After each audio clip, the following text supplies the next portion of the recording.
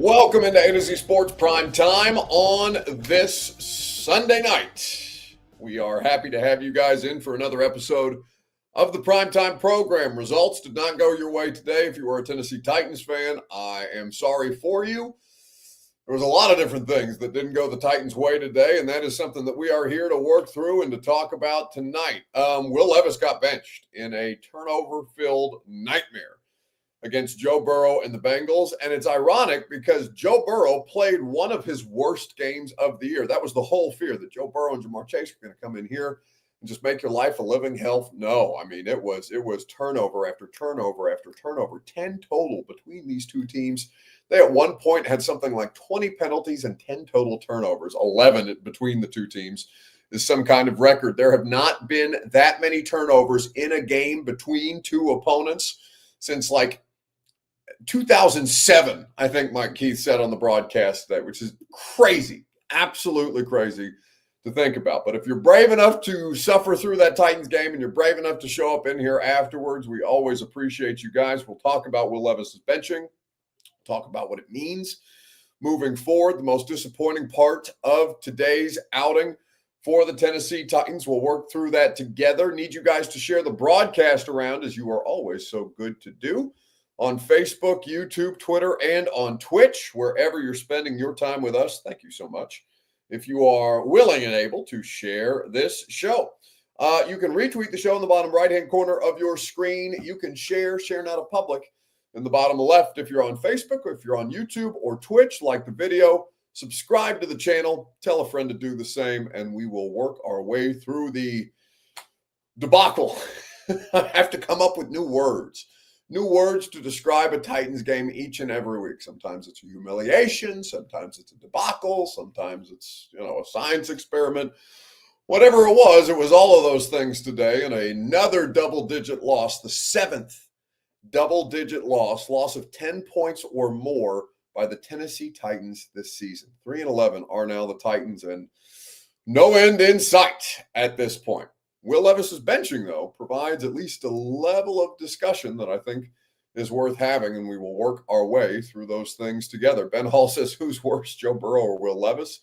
Feel like people milk a miracle run to the Super Bowl to call him elite still. No, he's elite. He's absolutely excellent. That's one of the, Ben, I know that you're in here on a regular basis. I'm sure you've made off-the-wall comments before. I can't tell if that's the worst opinion you've ever had or if that's close to the worst opinion that you've ever had, but that's absolutely nonsensical. Joe Burrow just had a bad day today, and a defense that wasn't very good at stopping him, but was good at turning him over, which is half the battle, to be honest, for a quarterback who's only thrown 6 interceptions coming into today and then threw 3 in this game against the Titans. Joe Burrow is absolutely elite. He just has a bad football team around him. Now, that's good enough to be 6-8, and 6-8 is what it is. It's nothing special at this point. And this, again, was not one of Joe Burrow's better games. But the fact that you still lost by 10 points here, but that it was another loss by at least 10 points this season, the 7th of the season so far, speaks to the level of just lack of meaningfully competitive that this team is. It's a lot. Now, I'm not going to just do a what's the word I'm looking for? I'm not just going to sit here and bury the Tennessee Titans and, dig the hole a little bit deeper, even though that's exactly what they continue to do each and every week, where they just don't feel any better. They don't get any better. And every time they feel like they've got something somewhat tenuously figured out, then the bottom falls out on something else. And today, ladies and gentlemen, after a not great game against the Jags, the bottom fell out on Will Levis again today for the first time since he's returned from injury. And that was, you could have looked at a couple of different places and said, yeah, okay, maybe he struggles. Maybe the Bengals defense gives him a better game than the Bengals defense has been capable of giving a lot of NFL teams this year. But no, he just gave it to him. And by giving it to him, I don't mean beating them. He literally gave it to them 4 different times, 6 total turnovers in this game. Cannot be competitive in any way, shape, or form because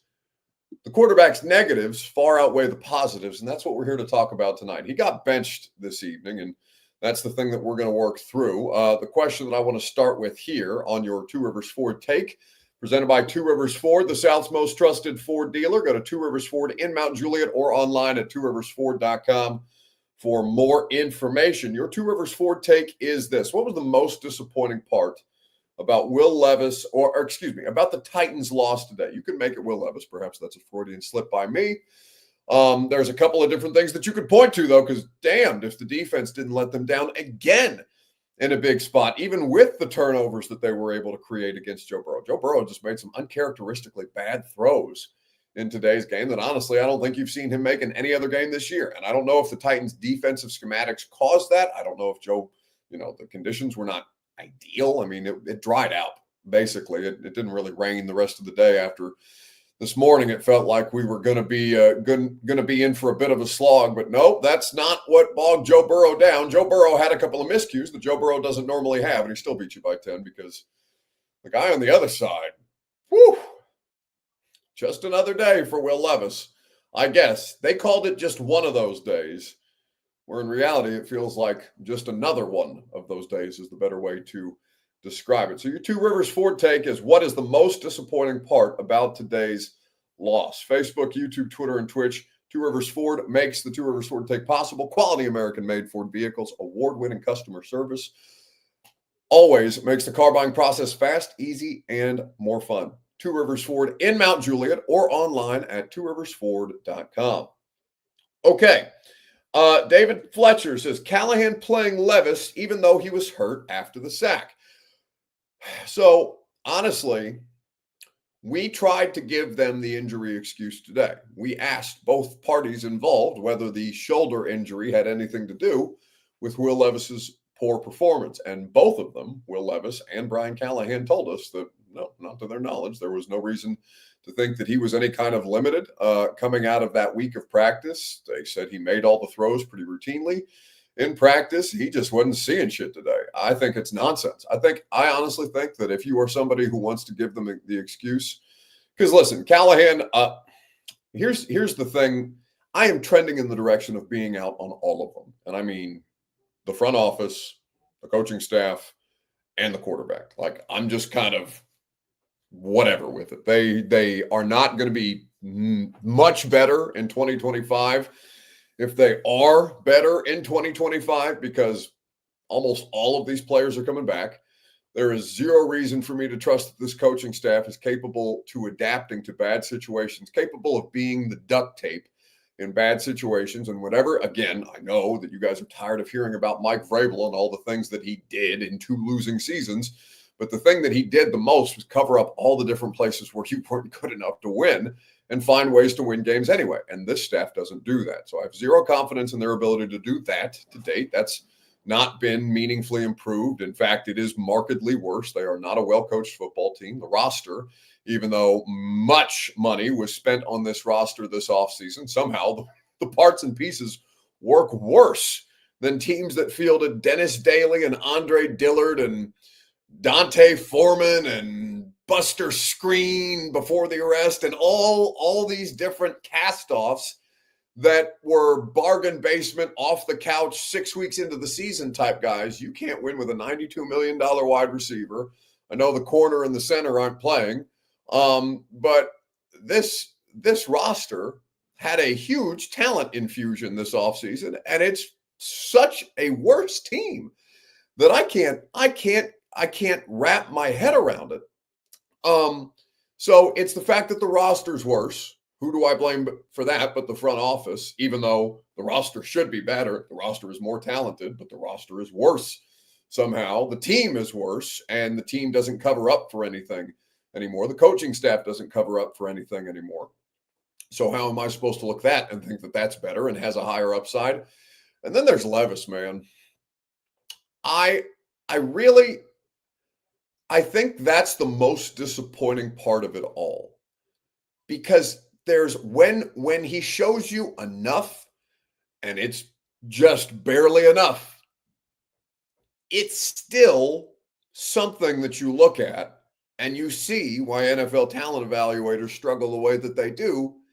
Because if I was an NFL talent evaluator, and obviously I'm not, I would look at that and say, oh, I can do something with this guy. This guy's got something that can't be taught that's physically given. It's a gift, and Will Levis does have physical gifts.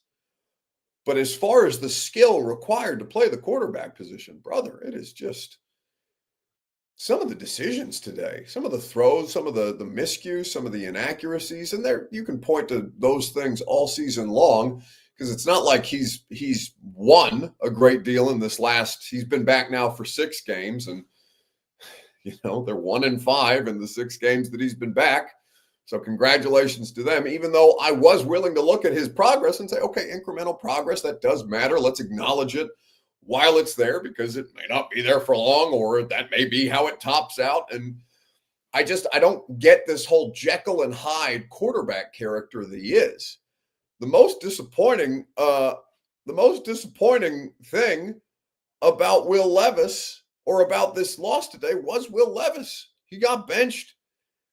And then afterwards, and maybe it's just some kind of manifestation tool he's trying to use to keep himself from being too down. He got up to the podium and talked about how it wasn't a disappointment today, how today didn't have him fretting. And I'll just let you hear some of the comments from Will Levis himself, because I really wasn't sure what to make of them.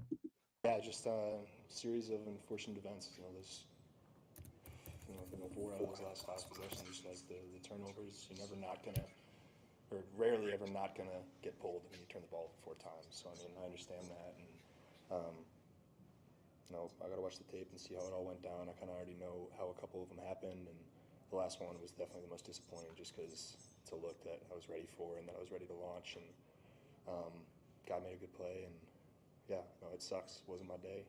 And do you think you undo some of the goodwill or good impression you're making with coaches when you hit maybe a downturn with a decision or 2 last week and with a game like this?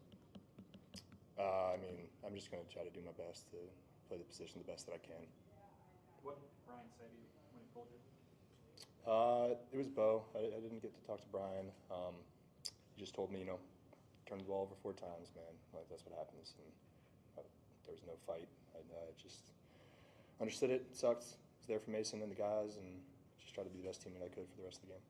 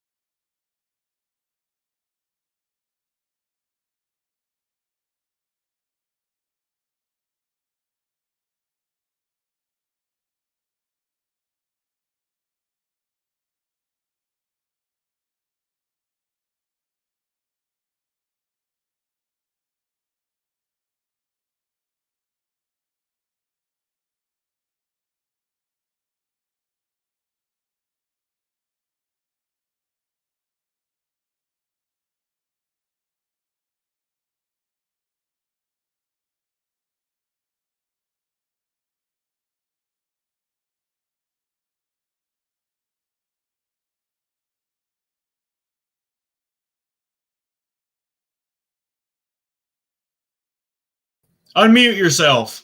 Unmute yourself. Okay, thanks, Bert. Sorry.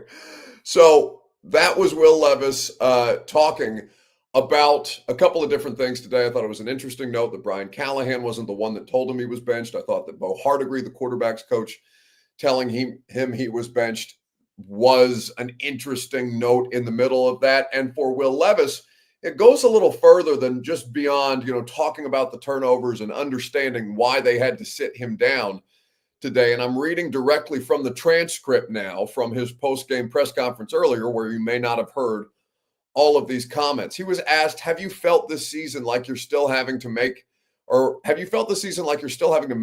case to keep your job?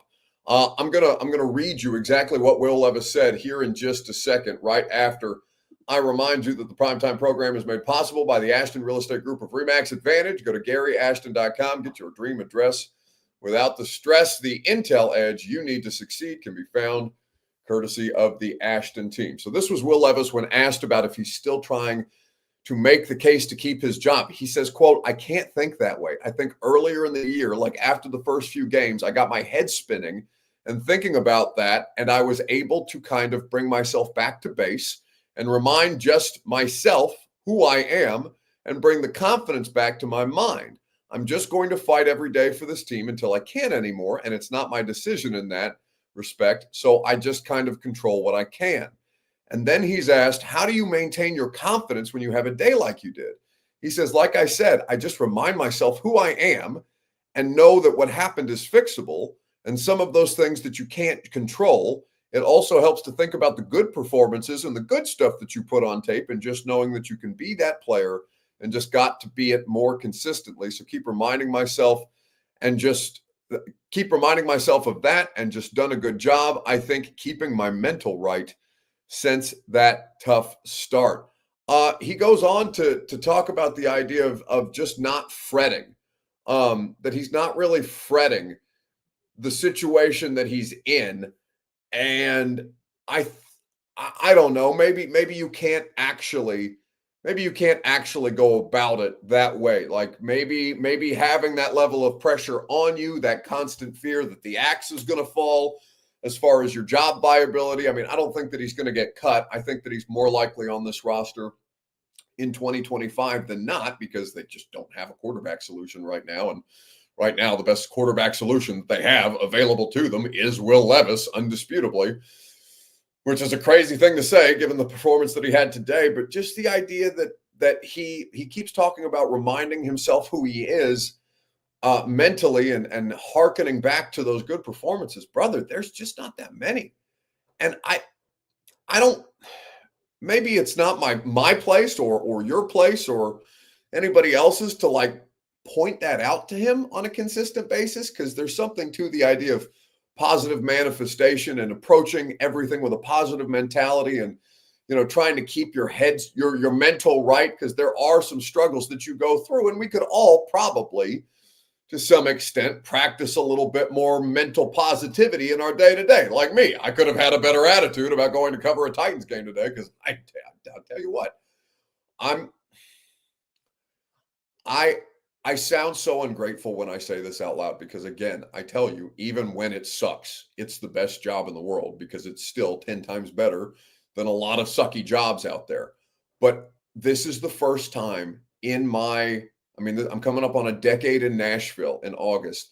This is the first time in my 8 seasons covering a professional football franchise that I have wished games away, that I just wish it would be done, because there's nothing left there.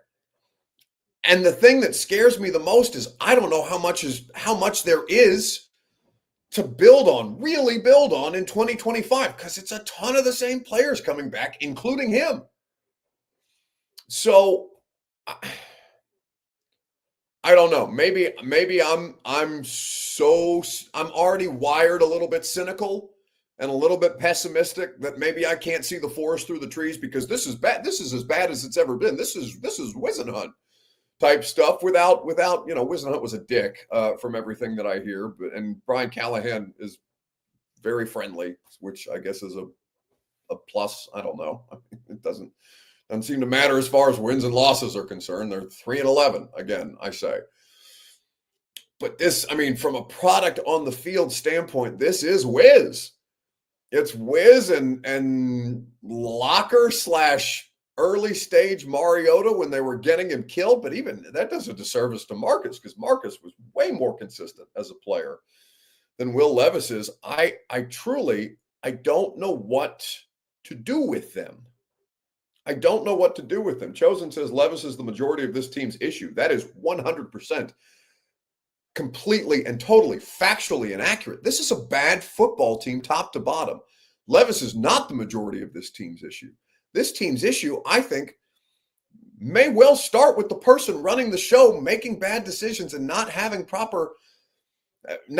at least a good or a sound logic in making a ton of the changes that she made, and ultimately buying off on a quarterback that seemed to motivate some of her decisions with zero basis in reality of actually needing to back that quarterback, that coaching staff, that front office. The problem is everything. Truly, it's everything but Tony Pollard and the kicker and Morgan Cox. Morgan Cox is obviously an excellent long snapper. Justice for Morgan Cox, Tony Pollard, and Nick Folk. Other than that, guys, and health, they're healthy. they're pretty damn healthy, which also makes your head explode. Levis is a problem. Levis, quarterback, is a problem. And I understand the need to say, well, the quarterback is the majority of this team's issue. No, your defense today let Joe Burrow start this game 7 of 7 on third down. They converted their first 7 third downs of this game. They were a hot knife through butter of a defense that supposedly got something to them. Although in the last couple of weeks, that's not shit either. Truly. Will Levis getting benched today is obviously the story. Will Levis was the biggest problem today. Completely accurate. But damn, there's so many things wrong with this team. No professional sports organization should get blown out as often as this team does. Again, 7 losses counting today. 7 losses of 10 or more points. The NFL is built successfully for parity. Carolina is playing close games. I understand they have the same record. And so you say, well, what the hell does it matter if they're more competitive than the Titans are if they have the same record? No, it matters because I cannot believe that there is a world where I'm looking at the Carolina Panthers franchise that has terrible ownership and a questionable quarterback situation and a first-year coach and the same exact record and saying, no, they have something to build on. I like their offensive line group better. I honestly like their quarterback better. Whew. There's going to be a lot of time talking about all the difficult decisions that they have to make, but Will Levis is a part of the problem. Will Levis is not the only problem. I think there's problems in the way the team is run. I think there's a lack of sense of reality in just how bad and how disorganized this whole thing has turned out to look. Just a lack of basis in reality that I can't wrap my head around because it seems so obvious to everybody else but them. I think their front office is questionable in a great many ways. There are some of these deals that I've agreed with. There are some of the picks and players that they've signed that I very much don't. And on aggregate, based on the results on the field, I know talent acquisition is a part of it, and the talent has to come together and coalesce under coaching. But again, the talent is failing. The coaching is failing the talent. The front office was tasked with going out and markedly improving the talent profile of this team. And I guess did, but in doing so, made some questionable decisions and some questionable investment decisions. Calvin Ridley is on this roster for 4 years. L'Jarius Sneed is on a 4-year deal. Cushenberry is going to come off an Achilles injury. And I know Cushenberry was a good signing and they needed him, and the Achilles injury is nothing that they could have predicted, but they have no margin for error in the way that they have done so many of these deals, in the way that they play, in the way that they coach or don't coach. And I just don't understand how Amy Adams Strunk can look at her decision-making process and feel justified in her decision-making process when the product is just this wretched week after week after week. Chef Rand says Ridley is fine. Sneed is fine. I don't know, man. I need better from Calvin. And Sneed was not good. Sneed, I would rather have Cheeto for his contract and go out and you found a corner in Jarvis Brownlee. You don't have to pay that guy $17.5 million. Sneed is a non-factor. He's non-existent, and he's expensive now. And all those cap hits on those guys go up. They're as cost-effective as they're going to be this year. And that becomes a considerable strain on your finances, as you well know, when older players on contracts that you don't feel they're necessarily living up to continue to roll money into the future, because it's not like they have outs next year. They're on 4 and 3 year deals. Snead was not producing when he was available, and then he hasn't been available. Obviously, we don't expect to see him back for the rest of this year. It's so confounding that it's all this bad. And yeah, Levis is a big part of that. But also, do I let the front office off the hook that drafted this quarterback, that traded up to get this quarterback? Absolutely not. And nor should you. I just think so many of you have this weird tendency, and this is not talking about the entirety of the Titans fan base, and I think this is probably other places in sports fandom, not necessarily just like specific to Tennessee Titans fans, but I deal with you guys the most on a day-to-day basis. Like, there is this need to kind of, simp feels like the wrong word for the organization, but that's how it comes off to me, to kind of make excuses for them when the vast majority of other NFL organizations just have a higher standard for their teams. And there's some of you that just don't seem to want to hold them to the standard that they have spoken about holding themselves to, the championship standard that they aspire to. I've talked about this before, guys. You've never felt further away. And some of you guys are saying, oh, no, rebuild. It doesn't take a million years to rebuild a roster. There are plenty of teams that can do this in 2 off seasons, the way that Rand Carthon has had 2 off seasons. They've gotten a lot of stuff wrong. Brian Callahan has gotten a lot of stuff wrong. Will Levis has gotten a lot of stuff wrong. The only thing that I can say that they have done markedly well is DeAndre Hopkins, who's gone, Tony Pollard, who's just given his all out there, and they couldn't even get him to 1,000 yards today. He was 63 shy coming into the day. I think he ended with 48, if my box score is not mistaken. Couldn't even get that done today, and found ways to get him into the end zone in ways that it took you until week 15 to run the ball in the red zone. Tony Pollard I know Tony Pollard had 1 touchdown. Spears ended up with the 2. Tajay had the that was almost like the Tannehill finger roll pose that he was doing. But I know a couple of people made it the Michael Jordan thing from Space Jam, like a couple of different things. But like, all of this is bad. All of this is bad. And at some point, everybody is responsible for this. You don't get to pick who gets off the hook at 3 and 11. No, everybody is on the hook at 3 and 11. Everybody is suspect. Everybody is scrutinized. Everybody deserves to have some level of heat towards their general responsibilities, because somewhere along the line, those things cratered. And Will Levis is just kind of, an easy face to point to and be like, no, it's that guy. You wish it was just that guy.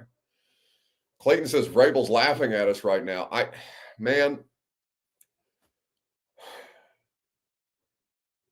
You guys know I wasn't in favor of moving on from Mike.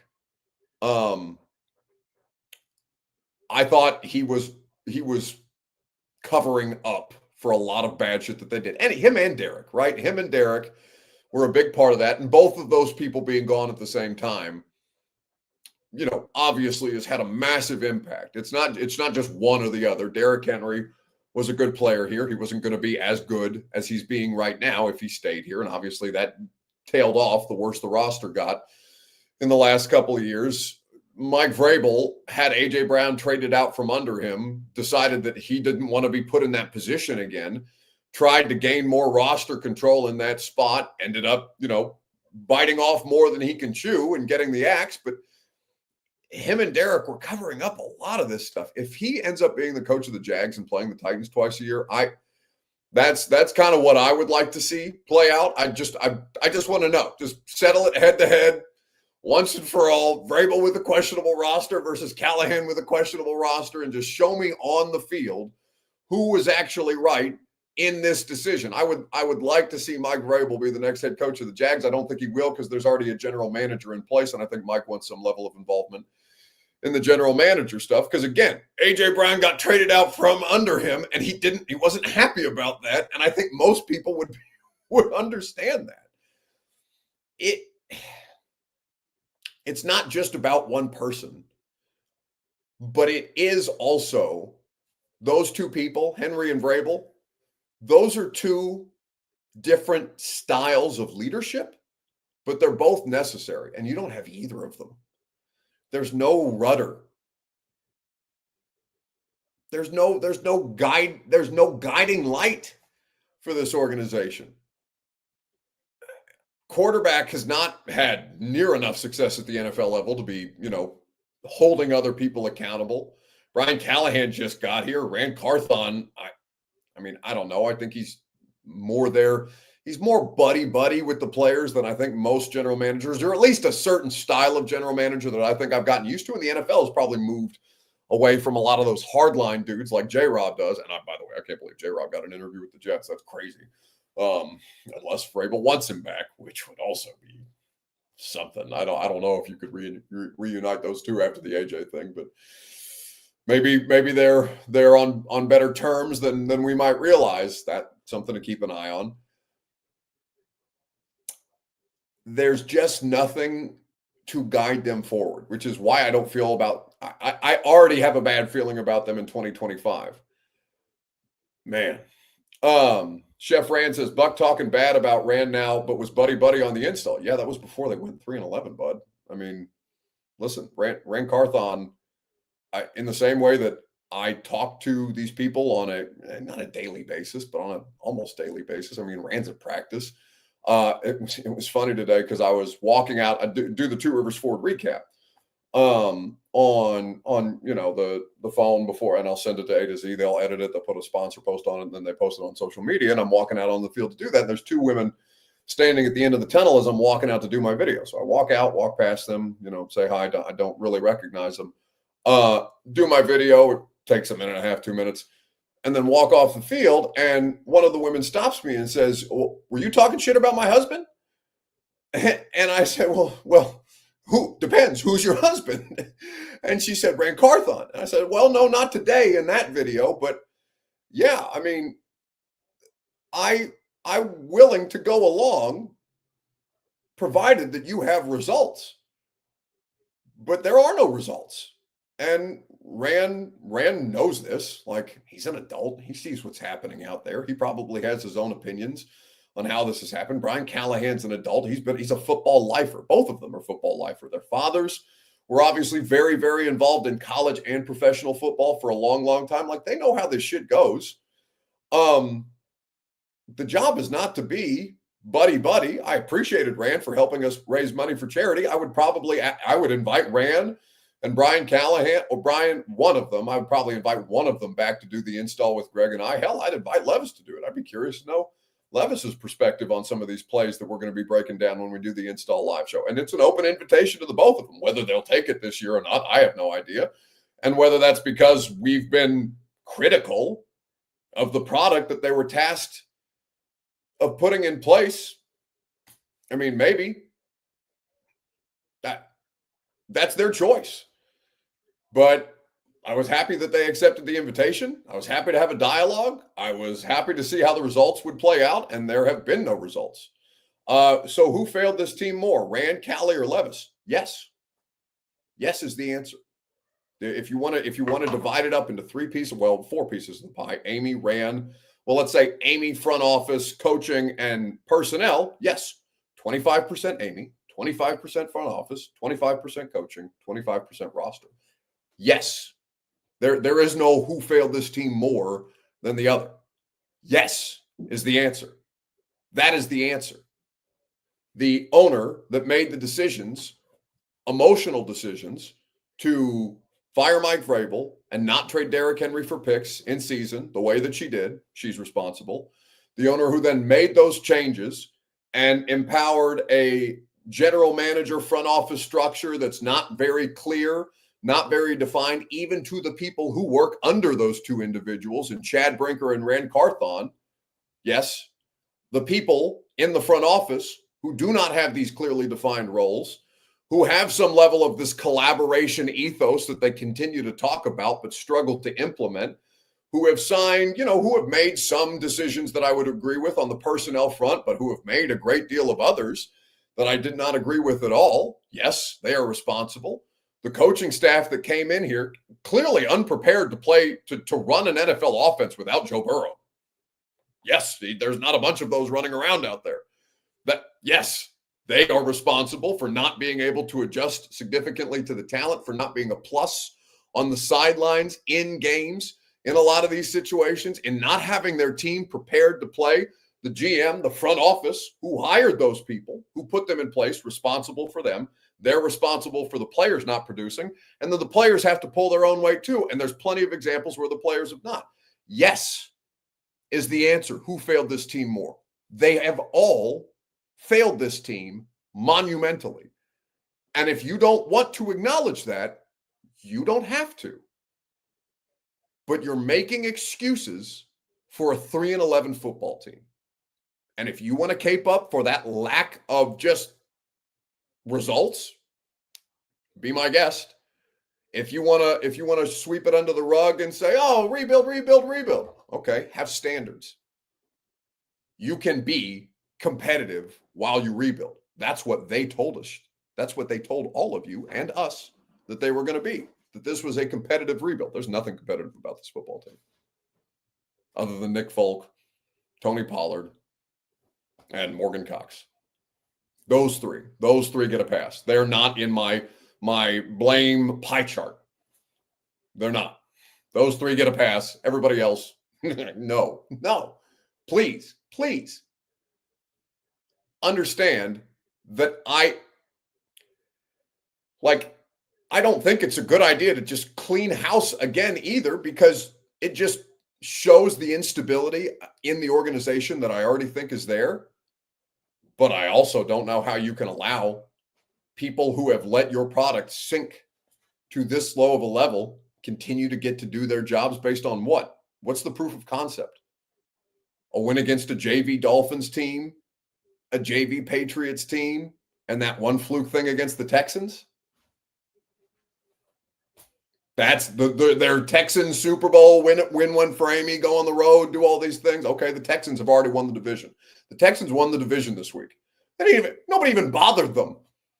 Nobody bothered them at all. They just cakewalked their way through the AFC South. But you really stuck it to them a couple of weeks ago. So yeah, everybody should get to keep their jobs. Everything's fine. Everything's dandy. Didn't you see Amy's lovely belt buckle, the Houston Oilers belt buckle? Yeah, we got one for Amy. Okay.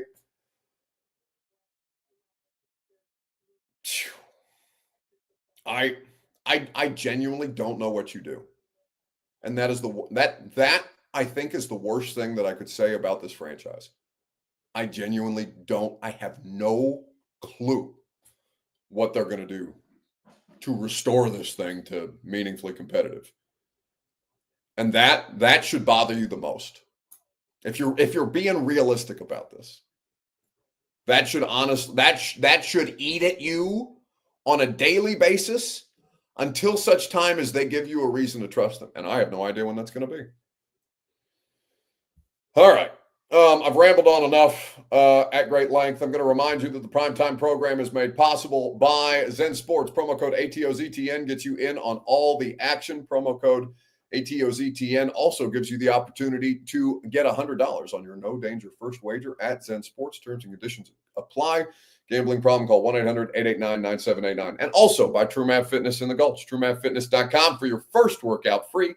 As a Middle Tennessee resident, no workout ever recycled or repeated. This was Brian Callahan talking about losing to his former employer, the Cincinnati Bengals, earlier today. To report of is Luke Gifford was evaluated for a concussion, did not return, so we'll see what that looks like. Probably going to end up in the protocol this week. Other than that, I think it comes down to two really critical areas for us, and one of them was third down defense. I think they were like 7 of 8 in the first half. Joe Burrow did Joe Burrow things, and we didn't do a good enough job of getting them down, but they converted way too many third downs. I think over the game they were, 9 of 12 or something like that last time I saw the stats. So need to be better there for sure. And then obviously you can't win with 6 turnovers. It's a good football team. You can't turn the ball over 6 times. We gave up 24 points off the turnovers. That's a game that we played well enough to start. I thought we had enough early in that game to make it a dogfight, and we ended up giving them too many opportunities that against a good offense like that they capitalized on. and it wasn't good enough. So disappointed. Just turnovers. They call penalties on both sides today. There was a bunch of penalties on both sides. Kind of sloppy game in that regard, and disappointing in that regard too. So we're going to keep working, keep trying to get what we can get fixed, and come back and get ready to fight again. But disappointed in the outcome and how this game played out. But ultimately, if you can't stop them on third down and you turn the ball over 6 times, it's going to be tough to win. How do you handle the situation with Will going forward? Today wasn't his day. He had a couple bad picks, put us in some tough spots. So I made a decision to sit him down and try to give us a little bit of a spark. I think we had a series there. It was like 3 turnovers in like 7 plays or something. Again, not the fumbles necessarily weren't his fault, but one of them was. And those are things that you have to do sometimes for a quarterback when they're struggling a bit, and he was struggling today.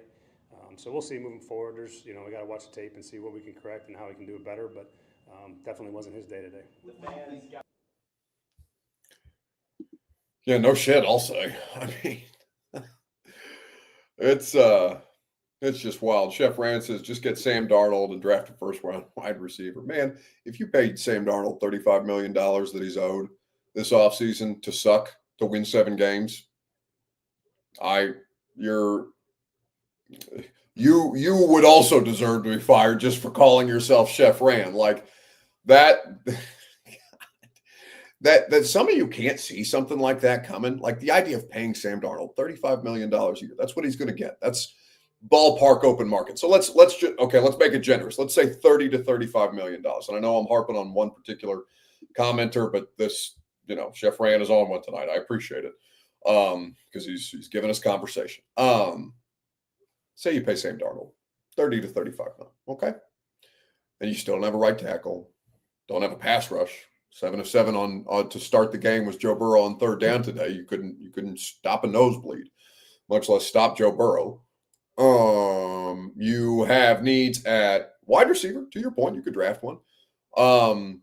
You have continued needs on the offensive line. You have a very expensive roster that you're just going to continue to patch over with very expensive middling type players like tier 2, top of market tier 2 type players, right? Calvin Ridley. Is Calvin Ridley a bona fide wide receiver one in the NFL? No, but he's a tier 2 wide receiver. So you paid him at the top of the market for tier 2. Cheeto Awuzie. Is Cheeto Awuzie one of the best corners in football? No, probably not, but you paid him at the top of the tier 2 cornerback market. Same for Lloyd Cushenberry at center. L'Jarius Sneed, you did pay a premium. That was the biggest ticket acquisition that you made, and obviously that one's blown up in your face. So now your solution to having bad quarterback play, and let's make no mistake, it's not average, it's bad. It's significantly below average. Will Levis has been, on aggregate, a disaster this year. Okay, so you win 7 games instead of, I don't know, let's be generous with you this year. Let's say you win 4. Is $35 million a year on a long-term deal with Sam Darnold worth you winning 3 more games? And being, maybe it is. Maybe your standard is so low for your franchise that just kind of fluttering around this in the hunt graphic and having the guys having the delusion that that's going to get you where you need to be. Maybe you're actually there. Maybe you are that down bad at this point in time. If you are, I don't blame you. These 3 years have been awful, and it's gotten progressively worse. It's not getting better anytime soon. I think you're better off having Will, bringing in a cost-effective veteran to compete with him, seeing what happens in 2025. If you bottom out, you have an opportunity to draft a quarterback. You do not draft a quarterback this year, so oh my God, if you draft a quarterback this year, I'm just going to verbally burn you to the ground. Not physically, obviously. I'm not an arsonist. Yeah, I mean, it's that you are lusting after rehabilitated Sam Darnold and taking him out of the rehabilitated situation without a Justin Jefferson. Are you just finding a Justin Jefferson and Jordan Addison to drop in here? I don't think so. It's a real problem. Anyway, we're not doing Sunday Funday. We're not doing any of that stuff because I've ranted long enough. It's a 44-minute show.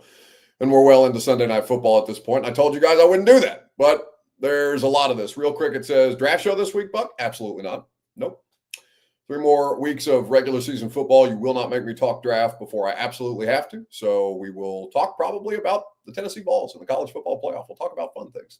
College basketball, Tennessee men's and women's is excellent. Shit, Vandy's really, really good. I would rather talk about Vandy men's and women's basketball than talk about draft. And that's probably what will happen in some form or fashion. But no, you will not get draft talk out of me until the season is officially over and we can determine who's actually going to be making the picks for the future and coaching the picks for the future. Because right now, I don't even know that is any kind of set in stone or concrete.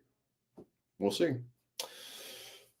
Tomorrow morning, 10 a.m., 104.5 The Zone. We'll see you guys there. Sorry, that wasn't more uplifting. Go home! Go home! Go home! You're embarrassing Nashville!